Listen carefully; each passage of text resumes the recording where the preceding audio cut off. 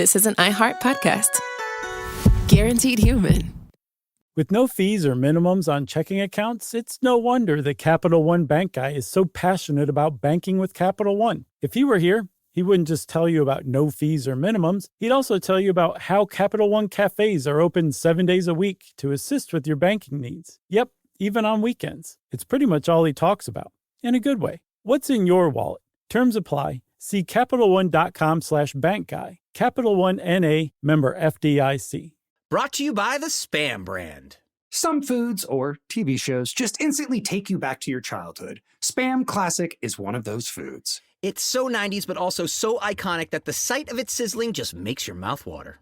Back then, we had Spam Classic, but today, there are 12 irresistible varieties to choose from. It's like picking your favorite Boy Meets World episode. Impossible. There's Korean barbecue flavored, jalapeno, and 25% less sodium, just to name a few. Spam brand. Sizzle pork and Learn more and get sizzling at spam.com. This episode is brought to you by Squarespace. Start building your website today at squarespace.com. Enter offer code STUFF at checkout to get 10% off. Squarespace. Set your website apart. Stuff You Should Know Tour. Spring has sprung, everybody. This is Chuck. And we are hitting the road in April and May for some live shows. If you live in Seattle, Portland, Houston, or Denver, those are the ones we have so far. We're going to add a couple of more, though. The Neptune Theater on April 8th in Seattle. Revolution Hall in Portland on April 9th. Then we're going to take a little break, and we're going to go to Houston on May 28th at Warehouse Live, and then Denver, Colorado, May 29th. It's a Sunday, Memorial Day weekend at the Gothic Theater. And you can get all the information for tickets at sysklive.com. And that is powered by Squarespace, our buddies. And get this, Seattle and Portland, you need to get on it because tickets are going fast. It's going to sell out soon. Houston and Denver, tickets are going on sale this Friday. That would be tomorrow.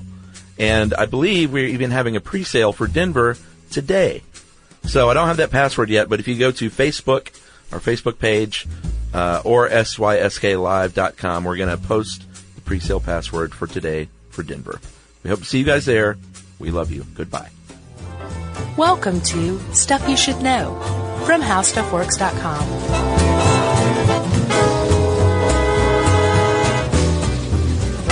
Hey, and welcome to the podcast. I'm Josh Clark. I sounded like Jonathan Strickland just then. There's Charles W. Chuck Bryant. There's Jerry. Stuff You Should Know in the house. Yes, sir. So, Chuck, before we get started, I think we should make a clarification here because we inadvertently offended some people on our makeup episode. Yeah. I mentioned that it was International Women's Day. So it's not really a happy occasion. I understand that. I realize that. And it's not like we said, hey, it's International Women's Day. What topic should we do? What topic screams women for International Women's Day? Yeah. Makeup. It wasn't like that at all. We selected makeup. Sure. It was International Women's Day, and I didn't want it to go by unmarked. Yeah, it was completely coincidental, Yes. so we didn't mean to offend anyone. Yes. And I hopefully our track record as feminists stands up. But so mea culpa to all those who were offended. And you know what? We're going to do one on International Women's Day. Yeah, and the Equal Rights Amendment. Yeah, next year for International Women's Day, about International Women's Day. Yeah, and maybe we'll do the ERA before then. Yeah, sounds great. Okay. Good job, buddy. All right, so let's get started. How you doing? Man, I was talking to Jerry before you came in about just life. There's a lot of life. Wow. Lots of stuff going on in every avenue. There's all this planning, like we're like working on dates for stuff. Yeah. I mean, it's just like constant. A lot going on. You gonna melt down? No, I'm not. I'm hanging in there. Good. And I'm doing so by saying, you got a pretty good brain. Trust in your brain. Good. I got stamina. Oh boy. I've got stamina. Perfect. Well, there it is. There's the crack in the dike, everybody. I have a crack in my brain today, because if you remember, we mentioned the Crown Royal rye whiskey Yeah. offhandedly. Oh, no, I know what your story's about. And they sent us 6 bottles of Crown Royal. Yeah. And, I got into it last night. How many bottles? Oh, I didn't drink bottles, Yeah. please. Which one did you start with? Did you start with the Northern Rye? Well, I'd already tried it. Oh, okay. I mean, they've been I in my still have house. not. What? No, I've been like really holding everything together, so I haven't had time to sit down and like really enjoy some rye. Yeah, I've tried the rye, but they also sent this single malt. The XO. Well, we got two different ones. Oh, really? Yeah, we got the same rye and then the same regular, and then each of us had a different. So you got a single malt whiskey? A single malt Canadian whiskey. Nice. So I got into that a little bit last night because I've been stressed, and it works. Now I've got cobwebs. That's great, Chuck. I was Googling at my desk earlier, hangover blurred vision. Oh, it's that bad, huh? Just to make sure I wasn't didn't need to go to the hospital for some condition.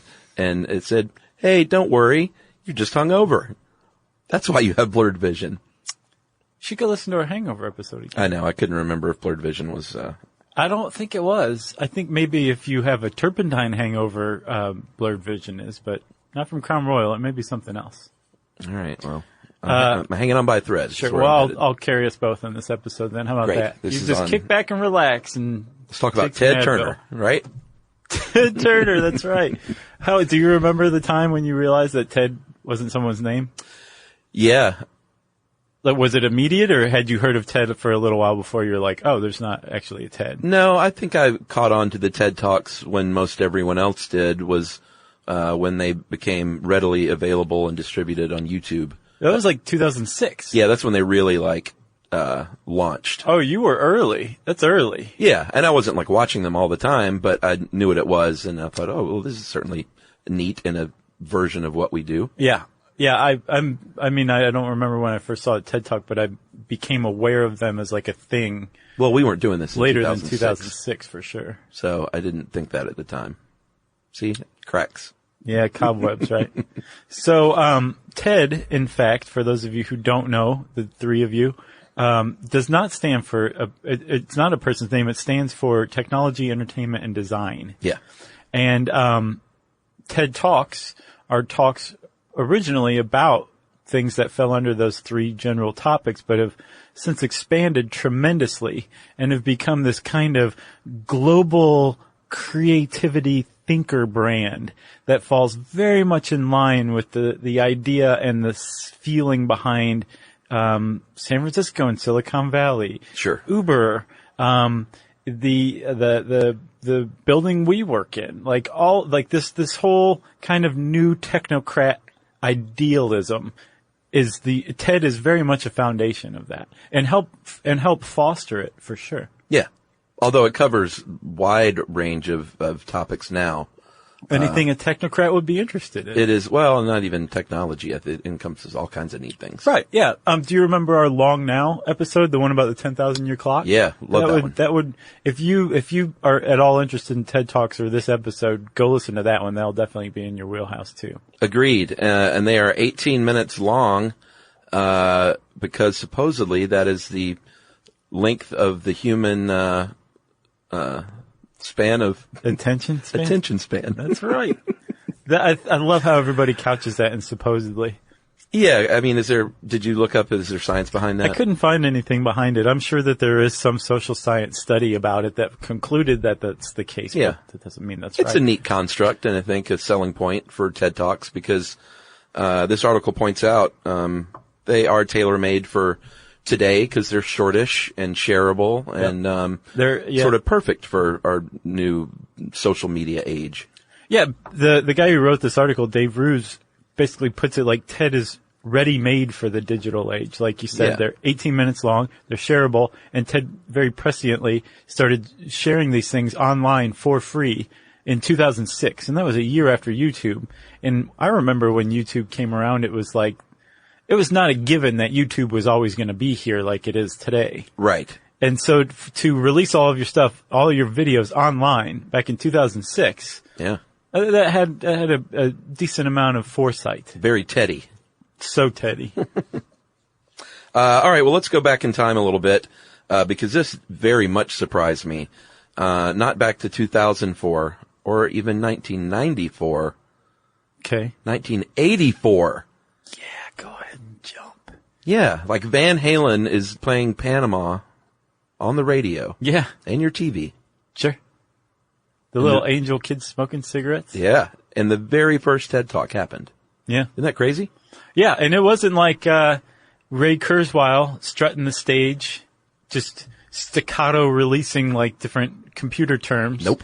It was basically the ultimate dinner party is how it was put by a designer, and his name is Richard Saul Wurman. And I looked up Richard Saul Wurman, and he is indeed a designer and publisher and author of 88 books. Wow. And he decided that he wanted to put together something where anyone could come and listen to luminaries in basically a dinner party like setting, but with a stage. Cool idea. Like if you have a dinner party and you put a stage in the corner, there's your first TED conference. That's right. And what he said was, I want to sort of have an anti-conference. I don't want someone up here with a PowerPoint. I don't want someone up here lecturing for an hour. Right. The idea was to make them, just to get smart people together on stage and in the audience and have them be kind of snappy and quick. And apparently he would even like run you off the stage if you were going too long. Or if he became bored. Yeah. But that's so Richard Saul Wurman. Oh, yeah. Well, I don't know. I'm just kidding. Because one of his books is called I'm Bored. Right. It's just like ho-hum. Right. At the very first TED conference in 1984, there was it's very cute and adorable now. They featured a demonstration of the Sony compact disc player. Yeah, but dude, that's in 84? Yeah. Yeah, man, I'm sure that was like, what is this sorcery? One of the first, You don't have to rewind? yeah. That was a big innovation with compact discs, so I'm not sure if you're aware of that. Sure. The 8-track, boy, they tried. Yeah, you what could was the 8-track's problem? It was just too clunky? Well, I mean, the advantage of being able to skip ahead. Yeah, that's like huge. 4 songs at a time, though. You couldn't skip, like, to song number 2 or 3. It would jump in, like, groups of 4. Oh, I don't recall that. Yeah, that's a big design flaw. Or at least mine did. Maybe I had a crappy one. Richard Saul Wurman would never have released something with that kind of a design flaw. One of the very first demonstrations of the Macintosh computer was at the 84 TED. That's huge. And a little mathematician by the name of Benoit Mandelbrot, famous for his set, Yeah. he spoke. There's a great Jonathan Colton song Yeah, about him and his fractals. that's right. Mr. Colton, Yeah. who we've met. Oh, yeah, and hung out with. He's a good dude. Yeah, he is. Yeah, he's been to our shows before. That's right. And so 6 years later, he took a little break because it didn't make him any money. In fact, I think it even cost him money. Yeah, so think about this. You go to a conference where the compact disc is being shown about 5-6 years before its actual real release. Yeah, digital witchcraft. An e-book reader. Yep. And Benoit Mandelbrot. And no one wants to come. So financially it was a flop, but he put together a good conference. And like you said, he took 6 years, something like that. Then he tried it again, and apparently this time it took. Yeah, that's when the 18-minute format came into play, and it became like a really big ticket. Like all of a sudden he had made a name for himself in his conference. Yeah. And these were in Monterey, California at first, because that's where he lived until 2009. They moved to Long Beach, and then in 2014 they moved ultimately to where they were bound to be in Vancouver. Yeah, for now, they if you go on the TED site and look up their conference schedule or whatever, it says that they hold it annually on the west coast of North America. Oh, so they're not locking themselves into anything further than the west coast of North America. But what they're definitely saying is we're not leaving the New York. Pacific time zone. Even though the staff is partially based in New York. Yeah. Did you read that Wait But Why article I sent you? Yep. Yeah. Well, we'll talk about it some more later. All right. So, Richard Saul Wurman, being the wanderlustful designer that he is, decided that he made TED a success, and he was now bored with it. So he sold it. He sold the plus whole thing. he was older. He was looking for a successor. Well, he found one in Chris Anderson, the Birdman of the Miami Heat. Wouldn't that be funny? Yeah. With his weird faux hawk. Yeah. No, Chris Anderson, he ran a nonprofit, or runs one, called the Sapling Foundation, and he ponied up a cool £4 million to buy TED. Dude, he has made that back and then some. Oh, I'm sure. Well, no, it's a nonprofit, right? He's made some money off it. So Anderson took it over, started running it as a nonprofit and kind of brought that sensibility to it. But he took the 18-minute chunk idea, which is a huge cornerstone trait of TED. Yeah. You know? Yeah, and ran with it. He did. He was the one who said we need to release these online. Yeah.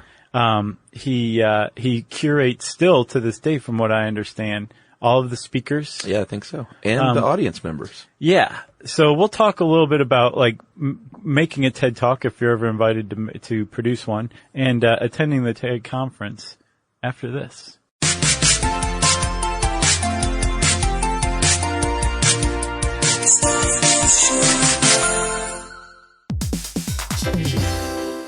Stuff You Should Know is brought to you by the Spam brand. Here's some sizzling hot knowledge for you. Did you know there's a blue can found around the world that's so beloved there are entire festivals dedicated to it? Are you talking about beer? No, it's Spam Classic, Chuck. That's right, and it's also delicious. That cultural icon went from the meat that won the war in the 1930s to having a museum dedicated to it. Today there are 12 mouth-watering varieties like teriyaki, tocino, and Korean barbecue flavor, just to name a few. And, of course, Spam Classic, all waiting for you to fry up into your favorite Spam dish. There's simple, crowd-pleasing dishes like Spam Classic and eggs, or flavorful cultural favorites like Spam Musubi, a perfectly fried Spam slice on a bed of rice wrapped in nori. It's a sweet yet savory Hawaiian favorite. So, while we serve up cans full of wisdom, you need to sizzle up some Spam Classic and bring that crispy on the outside, tender and juicy on the inside goodness to your next dish. Spam brand, sizzle, pork, and Learn more and get sizzling at spam.com. #1 hits, millions of records sold, awards, sold out tours. You think the Jonas Brothers are satisfied? Nope. It's podcast time. We get to ask other people questions because we're sick and tired of being asked questions. Hey Jonas is available now, and their first guest is a big one, Paul Rudd. You know, Steve Carell is a great singer. Can he tell you not to audition for The Office or something? I told him. Whoa. We were filming Anchorman. Clearly, I was the idiot. Thank God he didn't listen to me, right? Listen to Hey Jonas on the iHeartRadio app, Apple Podcasts, or wherever you get your podcasts.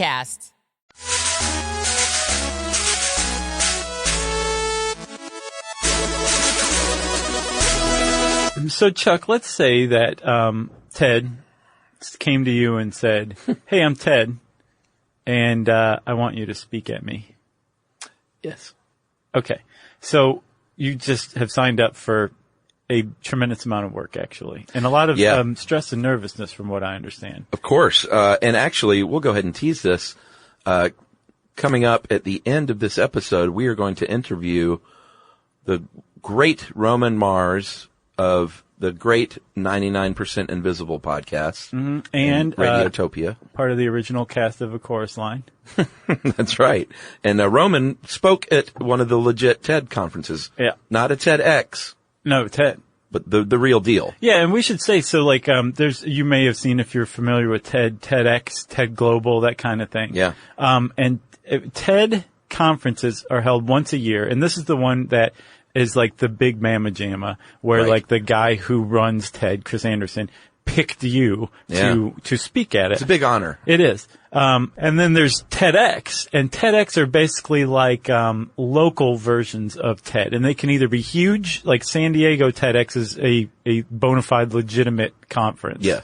And then I'm quite sure that there's Toledo TEDx. You think? I think so. I think we might have been invited to it once. No.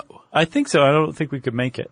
We were invited to a TEDx somewhere. It was either in Ohio or Indiana. Well, our old friend, Joey Ciara, formerly of Henry Clay People and now of Fakers, he went to Harvard and was trying to get us to do a TEDx at Harvard at one point. I don't know if that's what you're thinking of. No. Okay. Nope. This is in a Midwestern state. Harvard is not in the Midwest. No. But, is Joey still at Harvard right now? No. He finished. Oh, congratulations, Joey. Yeah, he graduated and then decided he wanted to go to film school. So, dude, the guy's all over the place. He's all over the place. Can I ask, it's not the Fakers, it's just Fakers? He's just Fakers. Where's the? The was a great band. Right, okay. Where is the? What do you mean? The Fakers. It's like Edie Brickell and New Bohemians. That used to drive me crazy Right. because they Or would always Indigo correct Girls. people. Same thing. They're not the Indigo Girls. Indigo Girls doesn't strike me in the same way. And I get, like, Fakers. It doesn't have to be The Fakers. The makes it a band name, you know, but Yeah. Fakers it's a little more artistic. There's something different to it, but it's just when you leave off the I know. in front of a band name, I notice it. My antenna go up. It's like, what are you trying to pull? I think originally the Eagles were just Eagles. I think that's correct. Or too. did they remain that? And they were just mistakenly called the Eagles. I could see that, but I also see Glenn Fry and Joe Walsh and Don Henley not being ones to correct somebody. You know, they're a little more easygoing than Edie Brickell. Well, I think it's just Eagles still. Sure.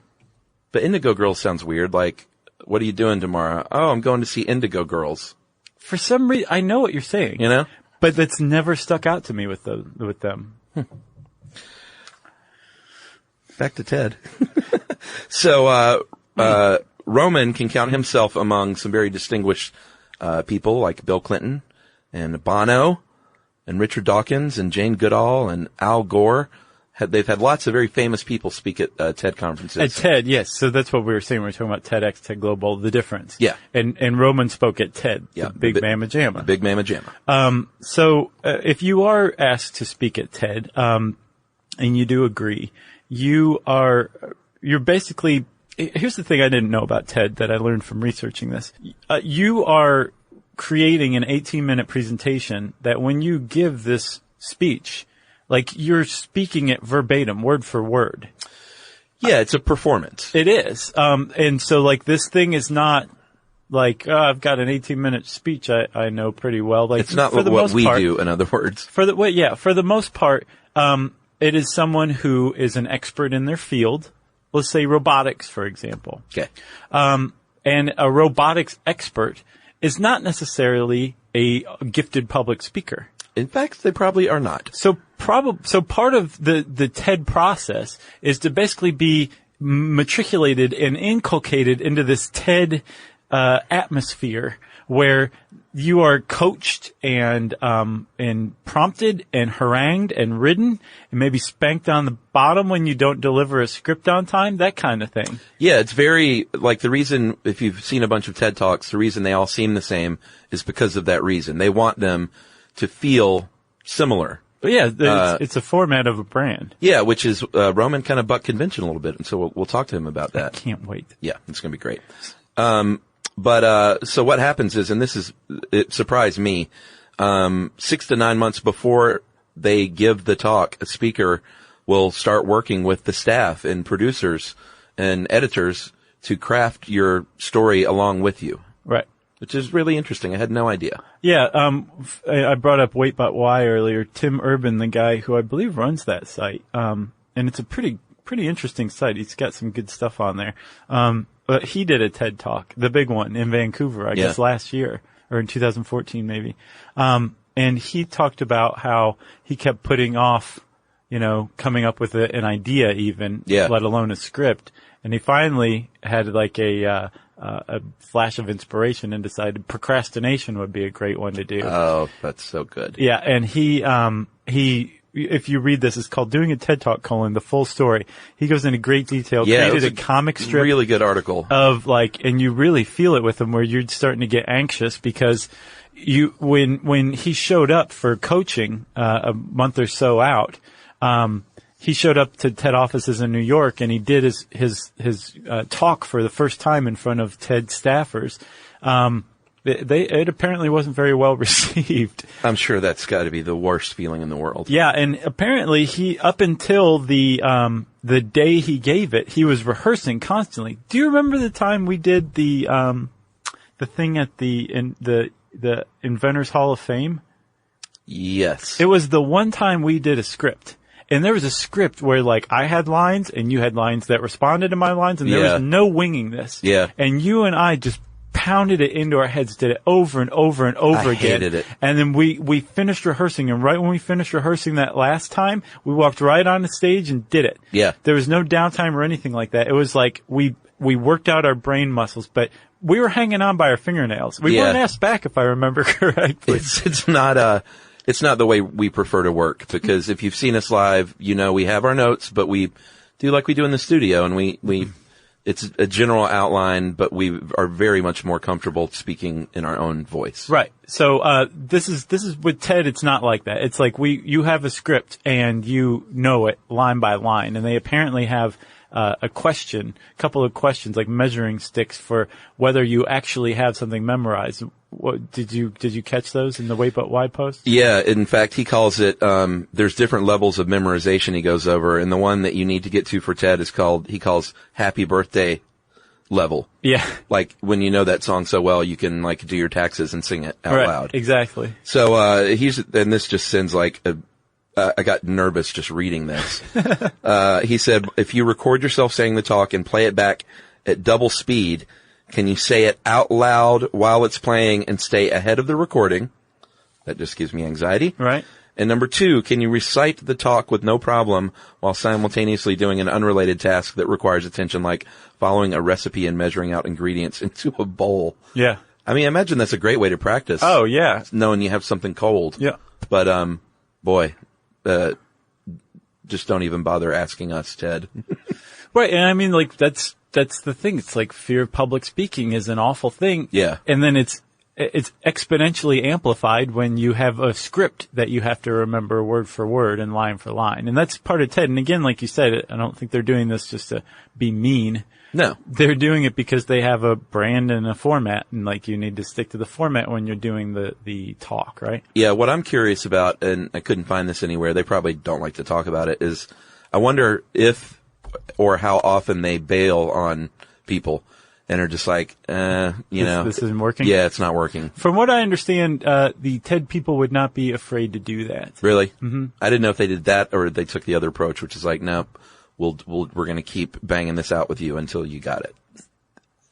Probably both. Yeah, I bet you're right. I mean, probably both. I'm sure they give their full support and like really try to work with you. Yeah. But, I'm sure people have turned in ideas and they're just like, that's actually not a good idea. And the person wants to stick with it and they're like, okay, we're going to go with somebody else or something. Yeah. Well, there's a couple of hallmarks of a good TED Talk that they work with you on, that you'll notice. And one is that they want to frame your story as a personal journey of discovery. This I find is a little narrow. And a talk should feel like a, quote, little miracle, end quote, and change your audience's perspective on the world. Which that's the problem that I have with it. Like, not everything is a little miracle, and I don't think you should force it into a little miracle box. Like, something can be interesting just on its face.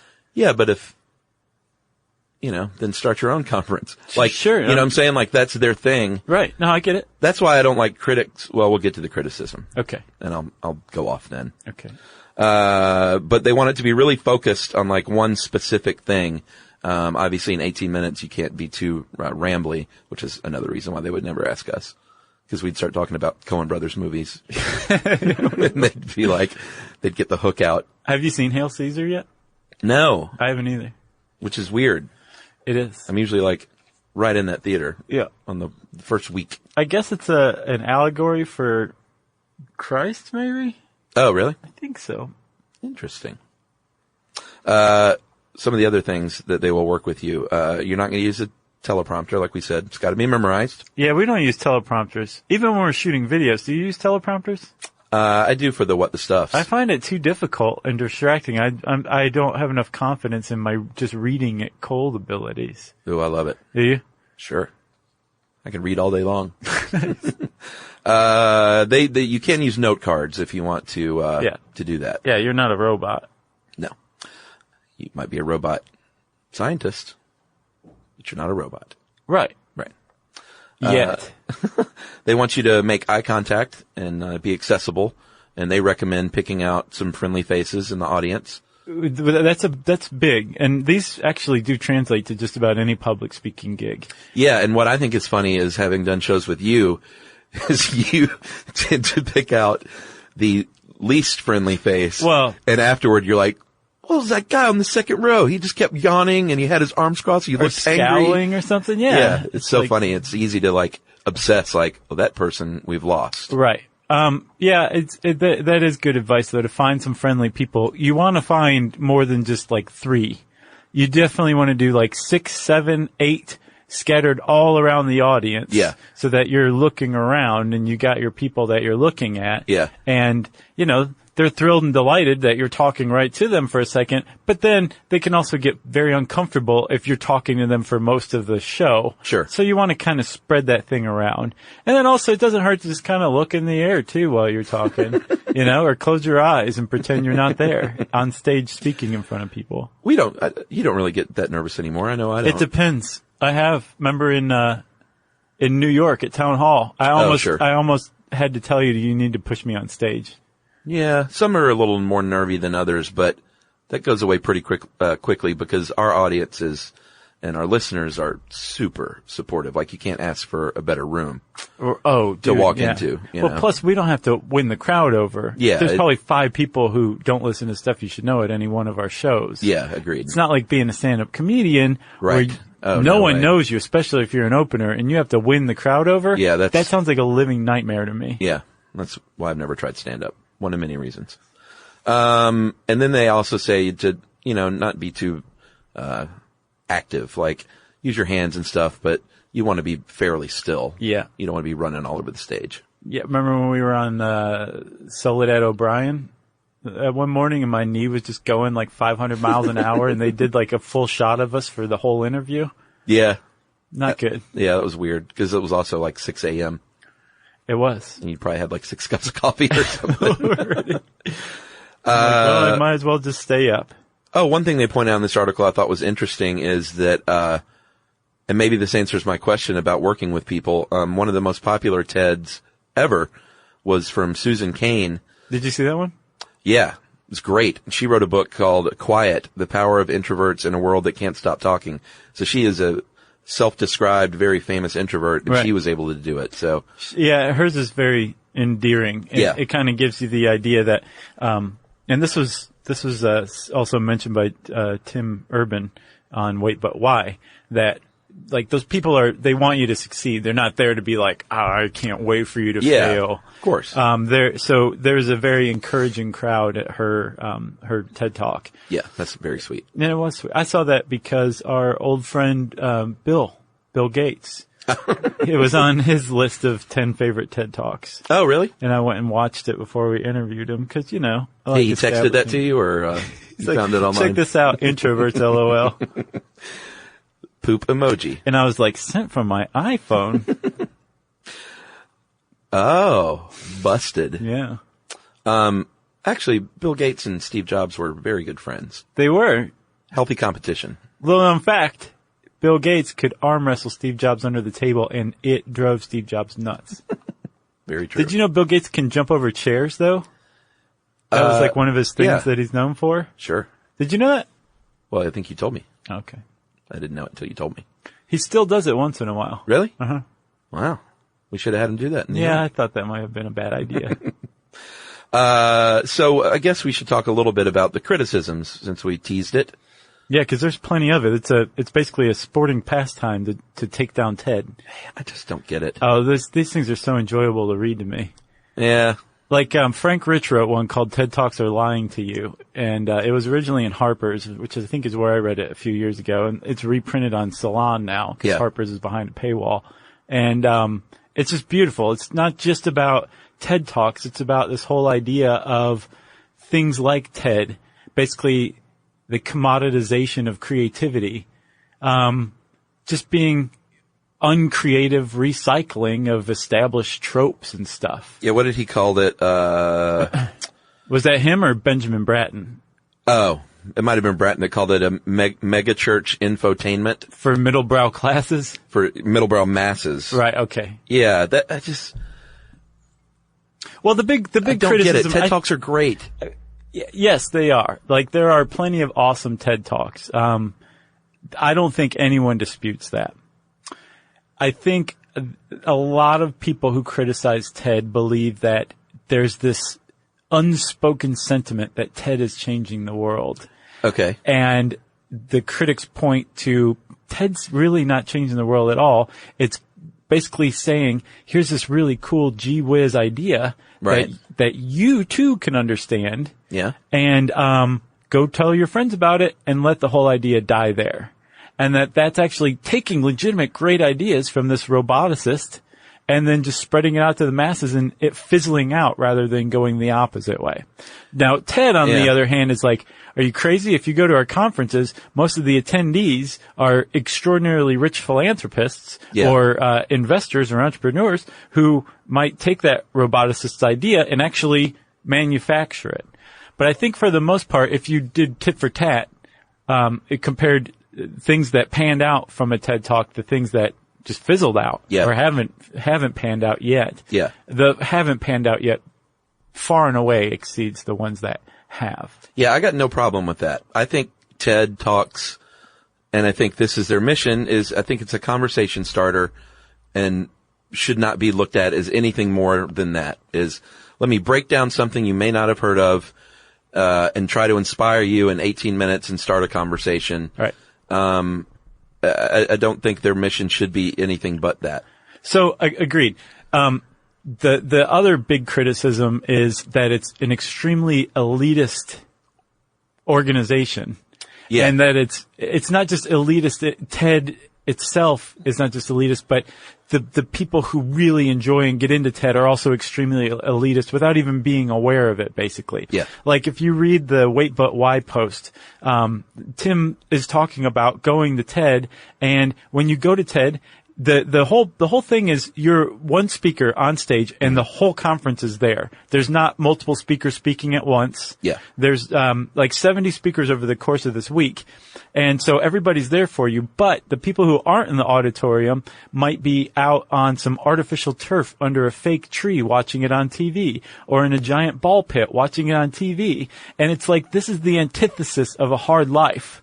Even though a lot of the TED ideas are talking about how to solve problems that have hard lives. So it's like very much ensconced. And like to get to TED, you pay a minimum of $8,500. As an attendee? Yes. Well, it's unless it's changed, I thought it was on a subscription model now. So I saw it's $6,000 a year. You become a member, essentially. Okay, I didn't see that. I saw to attend, it was $8,500, or you could double that and be considered a donor, which I'm sure comes with more perks or whatever. But if you take the mean between those two, the two prices you would pay for that week-long conference. And you have to be invited too, we should point out.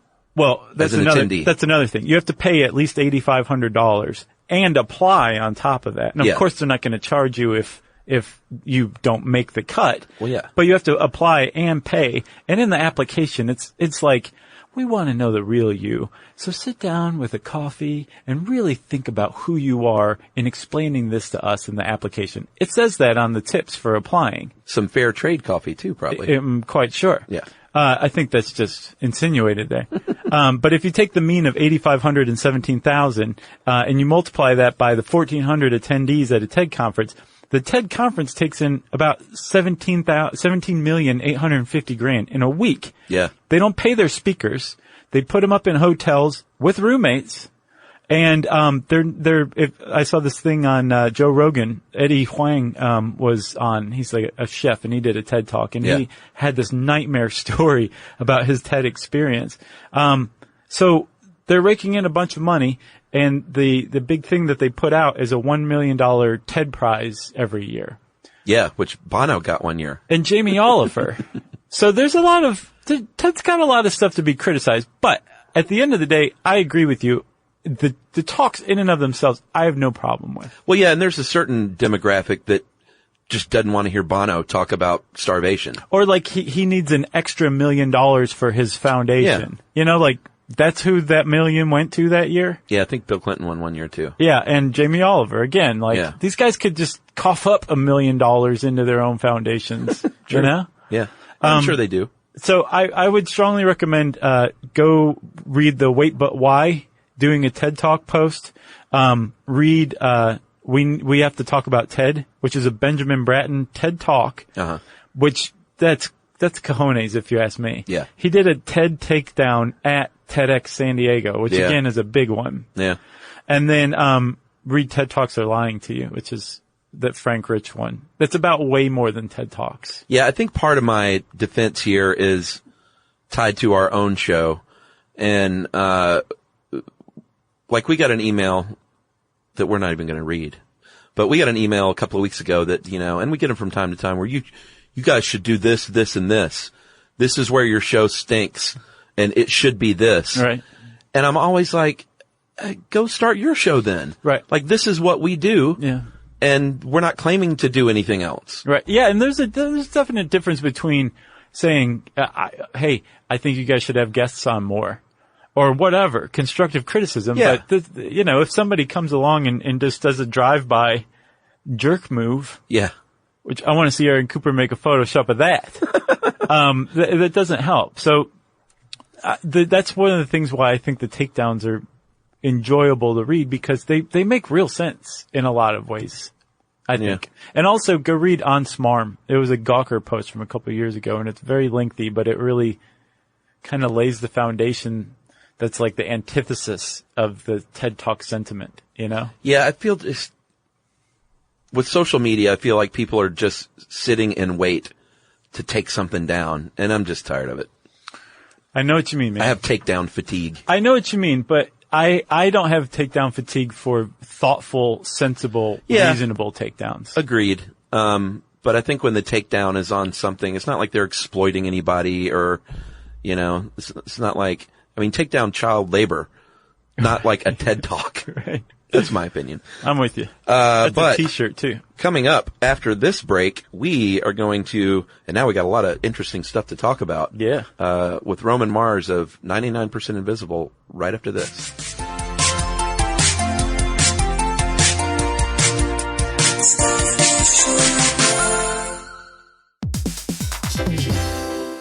Stuff You Should Know is brought to you by the Spam brand. Here's some sizzling hot knowledge for you. Did you know there's a blue can found around the world that's so beloved there are entire festivals dedicated to it? Are you talking about beer? No, it's Spam Classic, Chuck. That's right, and it's also delicious. That cultural icon went from the meat that won the war in the 1930s to having a museum dedicated to it. Today there are 12 mouth-watering varieties like teriyaki, tocino, and Korean barbecue flavored, just to name a few. And, of course, Spam Classic, all waiting for you to fry up into your favorite Spam dish. There's simple, crowd-pleasing dishes like Spam Classic and eggs, or flavorful cultural favorites like Spam Musubi, a perfectly fried Spam slice on a bed of rice wrapped in nori. It's a sweet yet savory Hawaiian favorite. So, while we serve up cans full of wisdom, you need to sizzle up some Spam Classic and bring that crispy on the outside, tender and juicy on the inside goodness to your next dish. Spam brand, sizzle, pork, and Learn more and get sizzling at spam.com. Hey, it's us, the Jonas Brothers, and guess what? We have some big news. What's the news, Nick? Huge news. We created our own podcast called Hey Jonas. We invented a podcast? Well, we didn't invent it. We just contributed to it. We're the first people to do podcasts. Pretty wide range of podcasts starting a out there. trend. But this one's extra special. So how do we actually come up with the name Hey Jonas, guys? I honestly don't remember. I think it was on a call about what we should call it, and we were thinking originally calling it one of the early names of our band before Jonas Brothers. This is how you guys remember it going down? Yes. I have a very different memory of this. We were talking about a bit for the podcast where people could call in and say, Hey Jonas, and then I wrote down on my little notepad, Hey Jonas, and offered it up as a potential title for the podcast. But thanks for remembering that, guys. Listen to Hey Jonas on the iHeartRadio app, Apple Podcasts, or wherever you get your podcasts. Just listen. We don't care where you hear it.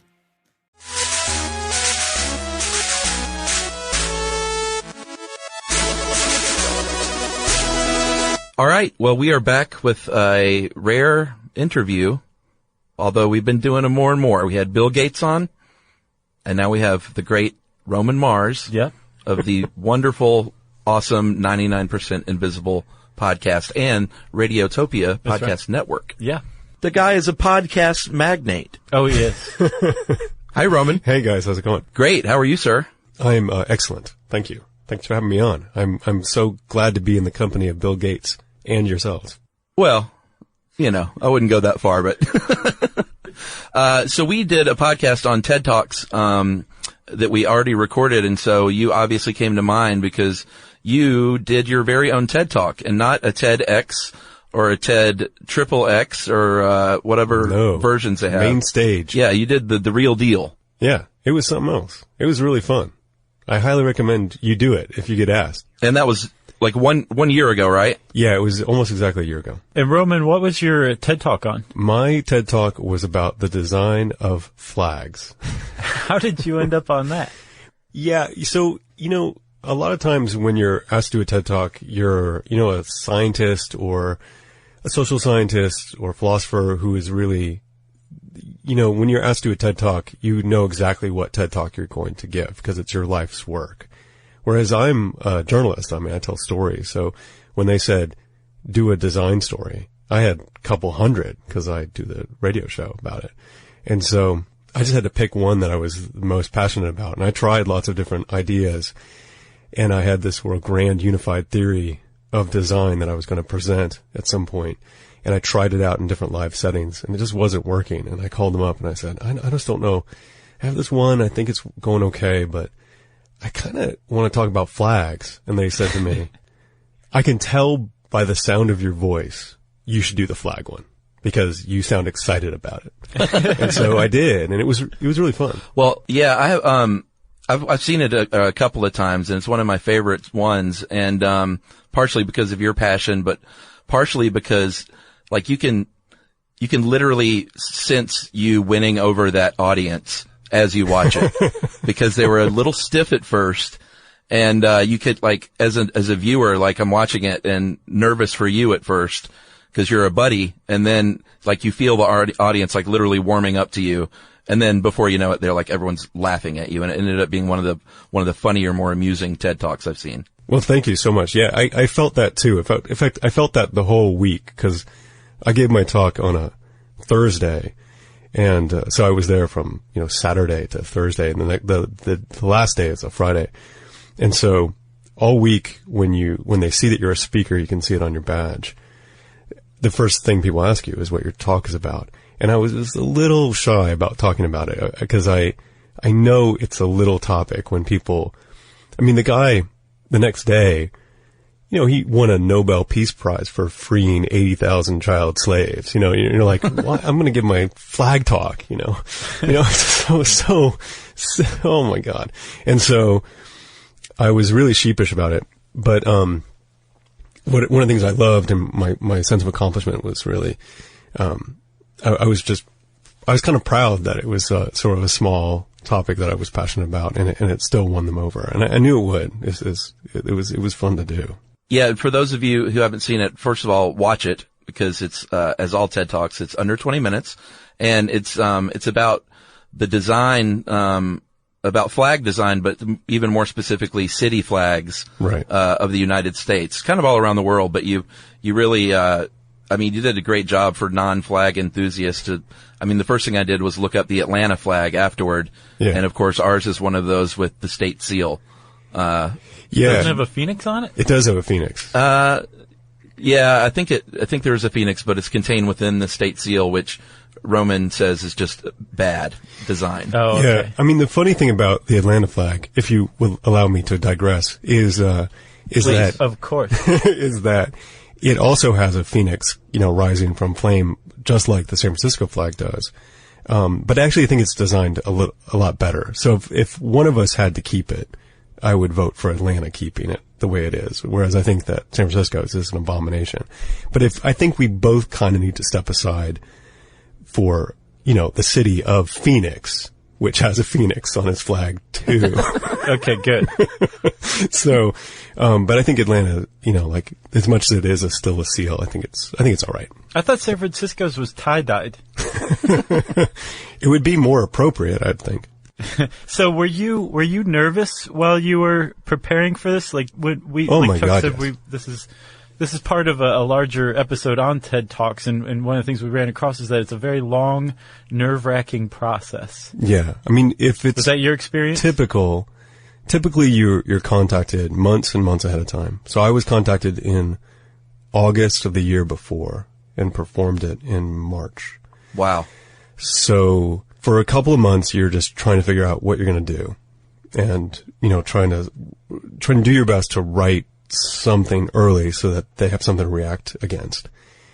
And, the whole process is really nerve-wracking. And even people who are really seasoned presenters, run against this. It's surprising how the venue really, really, makes you nervous. The one thing you probably can't see is that it's the most well-lit, auditorium you've ever been in. So one of the things that makes performing in front of a lot of people really, easy is you have those lights, in your eyes, and you can't really see anybody.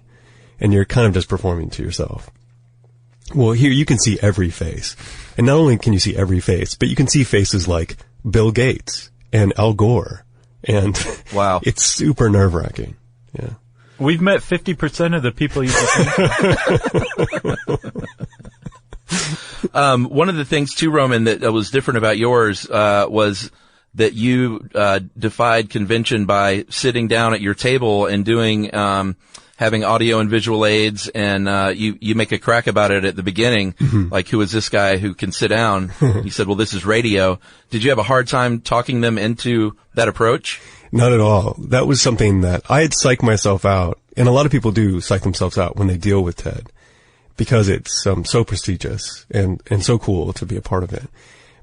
But just like the flag talk itself, where I was, I wanted to do a little small thing and not the big grand TED Talk, I had said, well, by the way, I kind of do these live presentations where I present it like a podcast, where I have sound clips and interview clips and music clips. And I sit down and it's kind of like being an information DJ.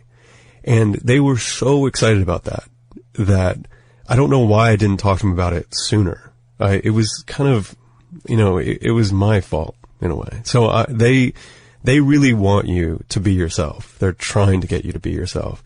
If you've never... Interesting. Yeah. So like, you see all the different things that they do, and there's a lot of qualities that are shared across TED Talks. And so you'd think that they sort of insist on that. But what they know how to do is, if you're like a plant biologist and you've never given a talk before, they know how to get you to give a good talk. But if you've presented in lots of different ways before, they're totally happy to let you defy convention. They want you to defy convention. That surprises me, because we figured, and I understood why you were nervous, that they were really strict about what is TED and what isn't. Yeah. They want to be, a place of good ideas and understanding. And they have a certain way that they can make anyone get there in a way using their methods. And they're really smart about that. But if you have your own way, and as long as the result is good and they have confidence in that and you have confidence in yourself, they're really happy for you to do it your own way. And they want to be surprised too. They're really delightful. But again, my big problem was I had psyched myself out in some way to think, I was like, God, if I ask them for the table and the sound stuff, they're going to be annoyed at me. And I'm just a podcaster, and what am I doing here? And so I know the feeling. And so I was just really, but as soon as I brought it up, they were super happy to do it. And I didn't want to be any trouble and stuff. And I would talk to the different set people and sound people. And, the stage manager of the thing has like done the Academy Awards, and they're like, don't worry, we can handle you sitting at a table, like it's not a big deal, they just did Sound of Music live last week, so it's not, that was the weird part, was getting over. And once you sort of like inside the fold, you realize that they're all on the team with you, trying to make you be the best you can be. So, Roman, one of the things we ran across in research was there's a definite undercurrent in popular culture that people love doing TED takedowns. They love writing articles about how snooty TED is and how elitist it is. And what was your experience with that? Like, did you see what those people are talking about and they just have it wrong? Or did you not really encounter that? Because it sounds like your experience is altogether positive.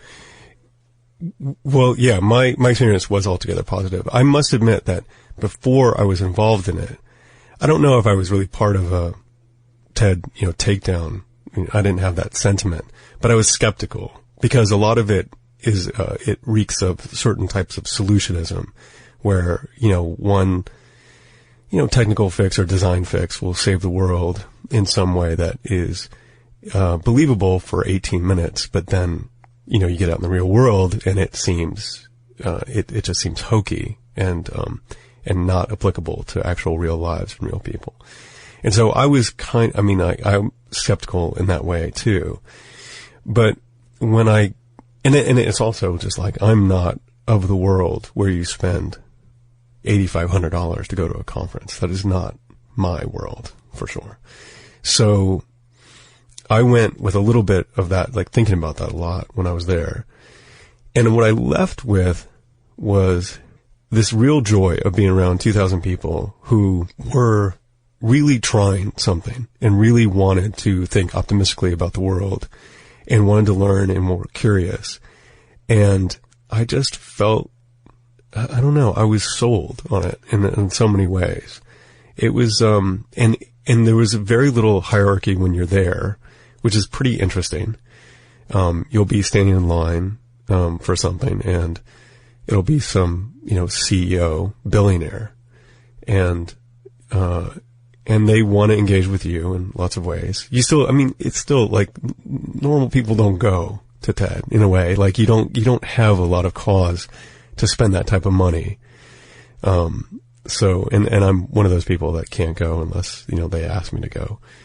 But, in general, I would say that I'm happy that those folks are engaged in trying to think about the world in lots of different ways and trying to be inspired. And, if we don't live up to it all the time after we leave, at least there's some effort in the right direction.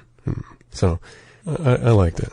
Yeah, and I liked how you finished your episode in particular because it was about the design of city flags, and you didn't say like this will change the world if you redesign your flag, but you did say, it can make a difference if the city has a great flag behind them to rally around, and it can be a unifying thing. And I just I don't know, I appreciated that sentiment at the end for sure. Yeah, and they're interested in that. They want people to take some action and do something. And that's something that they're really into. And there's like, this year I went to something where somebody was putting together a museum of lynching, actually, like a civil rights museum about the history of lynching in the United States. And I don't know if this thing had been released yet, but they're raising money for it. And so as soon as the thing was over, everyone, there was like okay, we're going to go upstairs and we're going to raise money for this.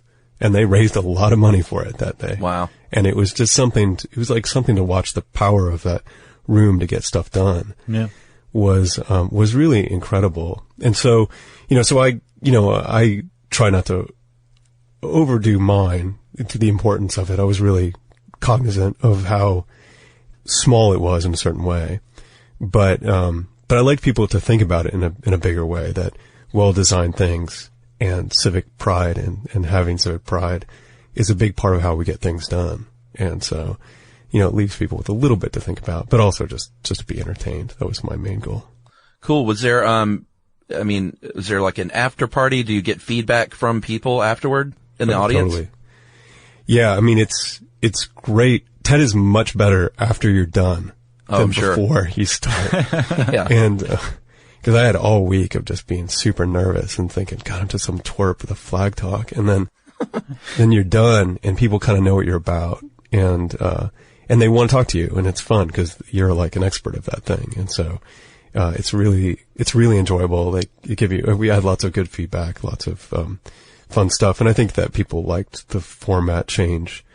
And I finally got a sense of my role in the week, along with the really important kind of heavy hitters. Like they do like to have lighter and comic relief. And don't get me wrong. It's not like I'm not a stand-up comedian. It was just, it was just enjoyable. Right. So it's TED comedy. It's like NPR comedy is really similar.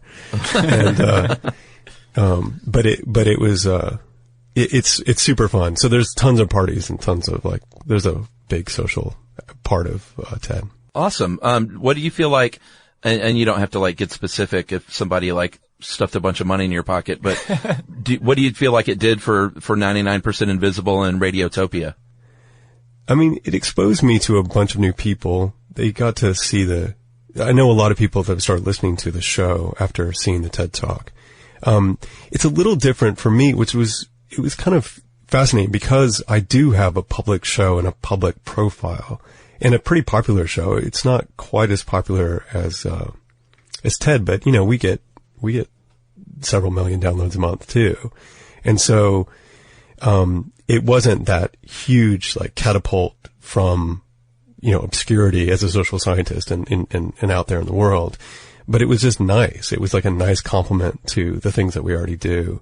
Right. And it was just also fun to present stories in a new way because we are a podcast, we are a podcast often about visual things because we cover design. It was nice to have this, other presentational format that had some pictures, so it was just really fun. Like, it was a great experience for me. Nice, man. Thank you for talking with us, Roman. We appreciate it. You are the TED Talkinist friend we have. Actually, that's not true. Hodgman did one too as well. Yeah, he's done a couple. Yeah, he's done a couple. Oh, the only one I've seen of Hodgman's, it was very sweet. He talked about meeting his wife. Oh, nice. Was that had to be a TEDx? Maybe. Oh no, in Western Mass. He's a regular, but it's really fun. I went back this year as a TED mentor. Oh, cool. So I worked with other speakers, and that was pretty enjoyable too. So are you practicing clapping your hands and going wrong, wrong, wrong for rehearsals? No, not exactly. It's very supportive vibe. One of the things that you don't get about TED is because the videos are edited, you don't see all the mistakes. And I guarantee that everyone has made a mistake, in a TED Talk. And one of the great things about the whole vibe of the room, and you might not know this from watching it, is that the whole room is like on your side. They're really, really rooting for you. They want to be wowed. Right. And so if something technically goes wrong or you flub and have to restart, the whole crowd just applauds and cheers and just gets you going again. And it's really something. It's like so like joyful. Have you ever had a room full of billionaires clap for you? Yeah. But it's something you don't pick up from the presentation, which gets it's pretty slick. It is very slick. It's that roughness that makes people like you can sort of rely on them to lift you up. And it's kind of it's a nice room to be in as an audience member and as a person on stage. Wow. Well, that's good to know actually, because it seemed, it seems like you're walking into a room full of like a firing squad.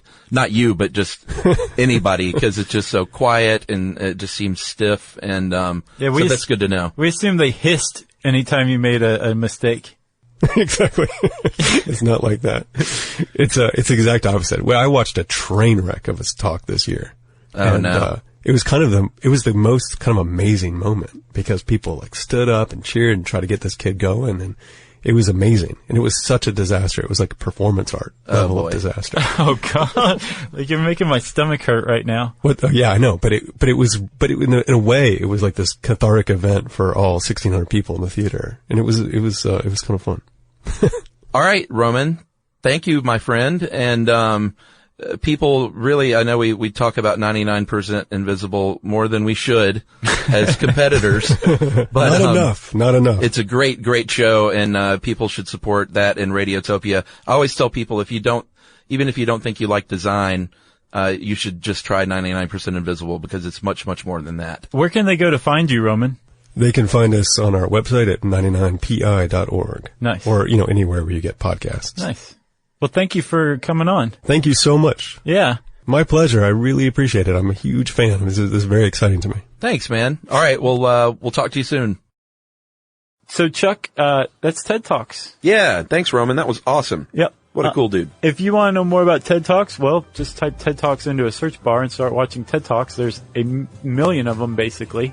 And you can also read the article on How Stuff Works about it. Yeah. And I said How Stuff Works, which means it's time for listener mail. I'm going to call this cremation. We did a great show on cremation quite a while ago. If we do say so ourselves. If we do say so. And this is from Emily. She says, hey guys, my dad was just listening to cremation. My dad was cremated in 2004 after passing away to stupid idiot cancer. And my stepmom has had a really interesting concept. She's really big on recycling. She's known locally as the queen of recycling in Indianapolis. Wow. Not bad. She found hundreds of teeny tiny medical bottles about the size of the last segment of your pinky with tiny rubber plugs. She hand-filled like 300 bottles with my dad's cremains and put them on the mantle of the lodge at which we hosted his celebration. We had a celebration instead of a funeral, outdoors, under fall leaves with wine and live music. Nice. As he was locally loved as a folk musician, Craig Laughlin. All who loved him could take a few of the bottles of him with them. Nice. Pretty neat. That's a great party favor. I think it's awesome. Since then, he's been to the Van Gogh Museum in Amsterdam. Cool. He's in the Bellagio Fountain in Las Vegas. Sweet. And most recently, he's been mixed into black volcanic sand in Iceland's Snuffleupagus Peninsula. I don't think that's what it's called. She even sent me how to pronounce it. Sneffelsynthesis. I've also scattered him in every apartment I've lived in since, always in the very back corner of a closet or in a crack somewhere. Anyways, thanks for the episode. Pretty informative. And I'm sure my dad would giggle if he knew his body was flailing around in the flames at the end. That's very cool. Yeah, that's from Emily. And when I told her she was on Listener Mail, she just responded with a big uppercase expletive with an exclamation point. Shoot. Yep. And I was like, right? That's cool. Thanks, Emily. She's very excited. That is really neat. That's just a great story. Yeah, and you know what? If you want to send some of your dad's cremains, we'll have him here in the studio with us. Oh, yeah? Yeah, why not? Okay. Can't play any folk music, though. No, but we would take good care of it if you decided to do so. That's right. Okay, thanks for that, Chuck, and thank you, Emily, either way, whether you take them up on it or not. If you out there want to get in touch with us, you can tweet to us at SYSK Podcast. You can join us on Facebook.com/StuffYouShouldKnow. You can send us an email to StuffPodcast@HowStuffWorks.com. And as always, join us at our home on the web, StuffYouShouldKnow.com.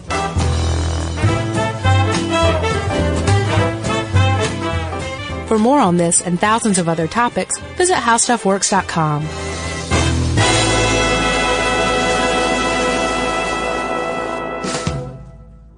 Brought to you by the Spam brand. I'm about to drop some sizzling hot knowledge, everybody. Did you know there's a blue can loved around the world with festivals dedicated to it? That's right, it's Spam Classic. The cultural icon went from fueling the world in the 1930s to earning its own museum. And today there are 12 mouth-watering varieties like teriyaki and Korean barbecue flavored, plus the original Spam Classic, ready to fry up in your favorite dish. Fans everywhere, keep sizzling it up, breakfast, lunch, and dinner. Spam brand, sizzle pork, and Learn more at spam.com. #1 hits, millions of records sold, awards, sold-out tours. You think the Jonas Brothers are satisfied? Nope. It's podcast time. We get to ask other people questions because we're sick and tired of being asked questions. Hey Jonas is available now, and their first guest is a big one, Paul Rudd. You know, Steve Carell is a great singer. Can he tell you not to audition for The Office or something? I told him. Whoa. We were filming Anchorman. Clearly, I was the idiot. Thank God he didn't listen to me, right? Listen to Hey Jonas on the iHeartRadio app, Apple Podcasts, or wherever you get your podcasts. This is an iHeart podcast. Guaranteed human.